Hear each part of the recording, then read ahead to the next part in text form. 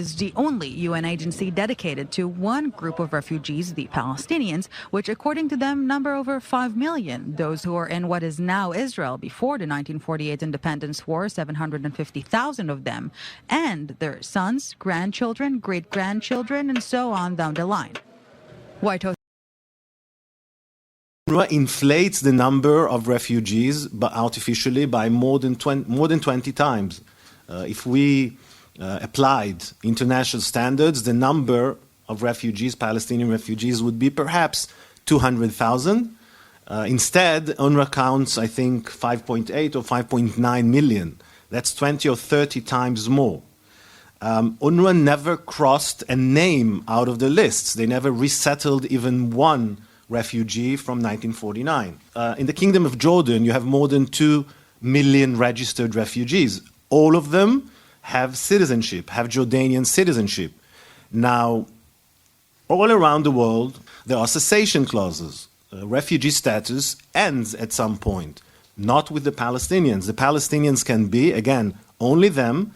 They can be both refugees and citizens of another country, which contradicts the entire point of being a refugee.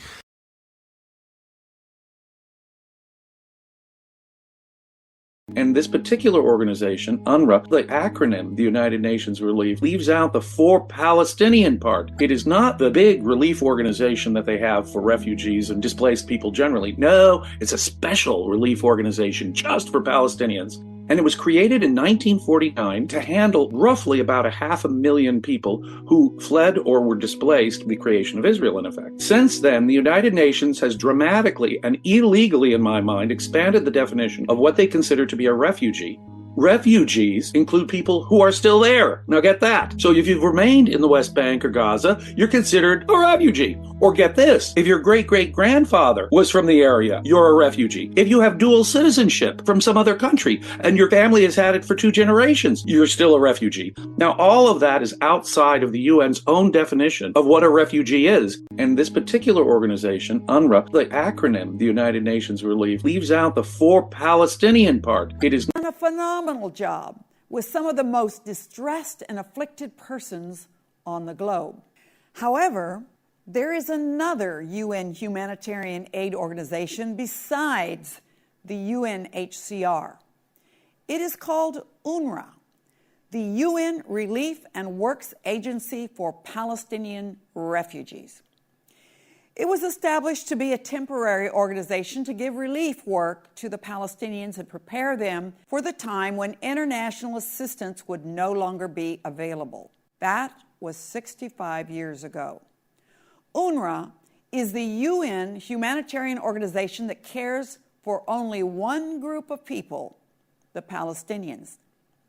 Today, it bankrolls nearly 5 million Arabs, has 30,000 employees, many of them from the Hamas organization, and its budget is around $1 billion a year. There are huge differences between these two UN refugee organizations. According to U.S. law, a refugee, by definition, is an individual who is personally displaced or is a spouse or an underage dependent of such an individual. The UNHCR, which works around the globe, basically adheres to this definition. However, with UNRWA, the humanitarian organization for Palestinians alone, there's no such definition. Today, we have children to the 5th generation of original Arab refugees who are still considered refugees. That is, great-great-grandchildren of refugees. More than 95% of today's UNRWA refugees were not even alive when Israel was born in 1948, were never personally displaced by Israel's creation, and are only designated as refugees because to the Palestinians, this status is a birthright. If the Palestinians were treated like all other refugees in the world, there would be only a few thousand original refugees left in the world. And one of the main barriers to peace between Israel and the Palestinians would be absolutely gone. Furthermore, according to the worldwide UNHCR organization, when a refugee receives citizenship in another country, he is no longer considered a refugee, period. Not so with the Palestinians, 40% of whose parents several generations back received Jordanian citizenship. In fact, even if a Palestinian descendant of a refugee receives citizenship in, say, America or Sweden, he is still considered by UNRWA a refugee. Amazingly, the U.S., whose taxpayers donate over $300 million a year to the Palestinians, defend this definition. The European Union contributes another $500 million. It is clear that the West is simply so afraid of a violent uprising if the Palestinians were to lose their monthly birthright benefits that taking them off the dole is not an option. Actually, those who call themselves Palestinians have never had their own state. Before Israel was birthed, the land was under the control of the Ottoman Empire for 400 years, and then the British Empire for 31 years. Lastly, Jordan invaded the West Bank and occupied it for 19 years. Should the Holy Land be given back to Britain? To the Ottoman Empire? But then they say, we're not responsible. It's only the UN. So they made sure it was called UNRWA. They made sure that it was giving an exception so that all refugees in the world were treated one way and the Palestinian refugees were treated another. And they made sure to keep it open. And this way, the Palestinians were able to hijack this organization and make it into this Palestinian thing. So UNRWA now is a completely Palestinian agency, employing Palestinians, run by Palestinians, for one purpose and one purpose only, which is to keep the war of 1948 open. You know, I think a few months ago, it was 75 years to the Indian subcontinent partition. And they had a big piece in the New York Times with Hindu and Muslim families talking about families, that went through two sides on the other side of the borders, that fled on the other side. And they talked about, their memories. And I remember reading that and thinking, that's normal. You talk about your memories, but that's the end of it. And the Palestinian case, it wasn't like some sad story of memories. They've turned it into an ongoing 75-year war by which they refuse to settle, by which every day they are committed to the state of Israel not existing. They're able to have a kind of UN and Western legitimacy for this continuing war. And it's a tragedy. It's terrible. UNRWA has all but made October 7th inevitable, because UNRWA is essentially the womb that gave birth to a Palestinian nationalism. In the UNRWA schools, in the UNRWA camps, whether in Jordan, in Syria, in Lebanon, in Gaza, in the West Bank, was created a single Palestinian nationalism that was focused on one thing and one thing only: revenge, return, making sure that there's no Jewish state. Now, because this became became actually what it meant to be a Palestinian. To be a Palestinian became to believe in return, in liberating Palestine from the river to the sea, and in denying the idea of the Jewish right to self-determination in the land. So everything became part of it, the school system. As soon as it became clear that UNRWA both was not settling anyone, but also you can't close it, it needed to do something, right? They needed to do something until the state of Israel will disappear. So what they started to do is to do education and healthcare and services, but the most important thing was education. And the entire education system became devoted to creating this destructive Palestinian nationalism that was focused on the idea of revenge and return and no Jewish state.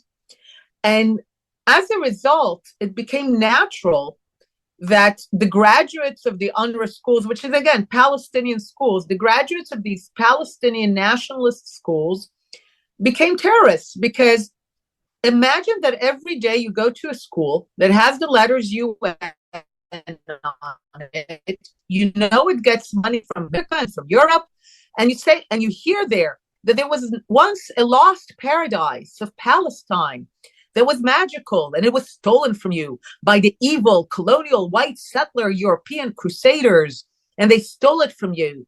And one day you will grow up and you will take it from them. Of course, you're going to grow up, and the first person to hand you a gun and to tell you we're going to liberate Palestine, you're going to join them. So UNRWA gives rise to terrorist organizations decade after decade. So the perpetrators of the massacre of the Israeli athletes in the 1972 Munich Olympics, they were from the UNRWA schools. The perpetrators and planners, the leaders of Hamas, those who planned the massacre of October 7th, they came from the UNRWA schools. They came from the UNRWA compounds that are mistakenly called refugee camps, but these are not refugees. Those are not camps. Those are just neighborhoods. So UNRWA is actually at the core of this militant Palestinian nationalism, and that's what it teaches. So the school system, the terrorism, it's all one thing. It's this whole Palestinian nationalist identity that is entirely focused on one thing, that the Jews will not have a state. It's a destructive nationalism rather than a constructive one. So one of the ways that UNRWA supports this militant Palestinian nationalism and the idea that they are still refugees generation after generation is by inflating the numbers. How do they do that? The original war, there were about 700,000 Arab refugees. At the time, nobody calls them Palestinian. At the time, everyone understands that the word Palestine means Jewish. But as part of hijacking, UNRWA, they hijack the word. They begin to base, as part of this perpetual refugeehood, they have several inflationary practices. The first one of course, their generational. Their grandchildren, their great-grandchildren, and by now we're into the fifth generation, are all called refugees. And it doesn't matter what their condition is. So they can be a middle-class lawyer, born in Ramallah, they're 30 years old, they've never escaped war, they're living next to Ramallah, so they're clearly living in Palestine, but they're called a refugee. So that's one way that you completely inflate the number, and you make the word refugee meaningless. I mean, it doesn't mean anything anymore. We all imagine refugees as escaped war, and they're living in tents, and they're open to elements, and they need immediate food. You don't think of refugees as 30-year-old lawyers living a middle-class life in Ramallah, but those are actually the Palestinian so-called refugees. So one way of inflating the books, even though they're not really refugees anymore. So 40% of the people who are called refugees by UNRWA live in the West Bank and Gaza. Can we all agree that they're living in Palestine? They were born in Palestine. Certainly the thing that I find most amazing is that the Palestinian Authority will bring visitors to visit the areas that it controls to show them refugee camps in the Palestinian Authority. Now, this is the Pope, this is the Prince of Wales. They come, and on their itinerary, it says that they're visiting Palestine. And I always thought, don't they ever ask, how can they be visiting Palestine, but be shown a refugee camp in Palestine? What exactly is going on? No one ever asks these questions. So the other way they inflate is basically by continuing to say that people are refugees, even though by any international standard, they're not. So people living in the West Bank and Gaza are now refugees. Another 40% live in Jordan. Jordan gave them citizenship. Nowhere in the world are you a citizen of a country, but also a refugee of another country. It just doesn't exist. If you become a citizen, certainly if you were born a citizen, you're not a refugee of another country. Another 20% are registered in Syria and Lebanon, but we know that most of them have left. UNRWA never takes anyone off the books. So many of them have left to Europe, to Australia, to America, and they got citizenship. My favorite refugee is the American citizen, multimillionaire, father of supermodels Jean Hadid. He's still a refugee. He's still on the books of UNRWA in Syria as a refugee. Because UNRWA, unlike the real refugee agency, UN High Commissioner for Refugees, UNRWA doesn't say, oh, we're so happy for you, Mohammed Hadid. You have citizenship of America. We're taking you off the books. No, they don't do that. So that's another way that they inflate the numbers. And this is why they say today that there are 5.9 million refugees. We started with 700,000 75 years ago, and now we have 5.9 million. It's insane. Now, how does UNRWA support this narrative? First of all, it tells the Palestinians that they have a right of return, which they do not. If you follow all the statements, proclamations of Lazzarini and other commissioners of UNRWA, they will say day in, day out, that indeed the Palestinians have a right of return. UNRWA inflates the number of refugees artificially by more than 20 times. If we applied international standards, the number of refugees, Palestinian refugees, would be perhaps 200,000. Instead, UNRWA counts, I think, 5.8 or 5.9 million. That's 20 or 30 times more. UNRWA never crossed a name out of the lists. They never resettled even one refugee from 1949.